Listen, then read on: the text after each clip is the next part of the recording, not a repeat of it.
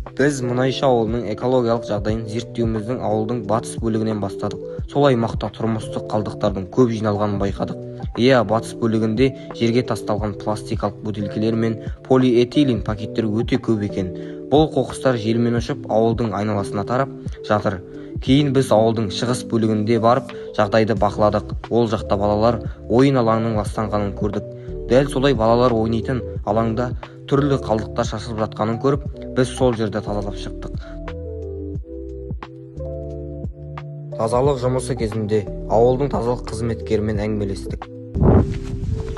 Сәлеметсіз апай, сіз осы қоқыс тазалаушы болып жұмыс жасайсыз ба? Иә, осы жерде тазалаймын мен. Осы Мұнайшы ауылындағы қандай экологиялық проблемаларды білесіз? Енді өздері тастайды, бізге жалып нетеді бұлар деген. Бізге күнде нетеді, сөйлеп айқайлап кетеді, жинамайсың. Біз жинап кетеміз, мусор төгіп кетеді өздері. Бізде экология несі лас, бізде көп жиналмайды. Жақсы, рахмет сұхбатыңызға. Зерттеу барысында біз ауылдан жаңадан салынған жатақхана маңынан да өттік. Ол жерде қоқыстардың жиналғанын көрдік және оны тазалауға кірістік.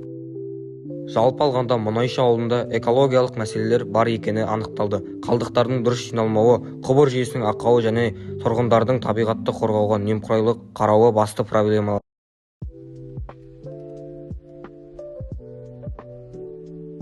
Міне Мұнайшы ауылының жатақханасының құбырының аузы ашық тұрғаны, ол жаман лас иістің шығуы экологияға зияны тиіп жатыр.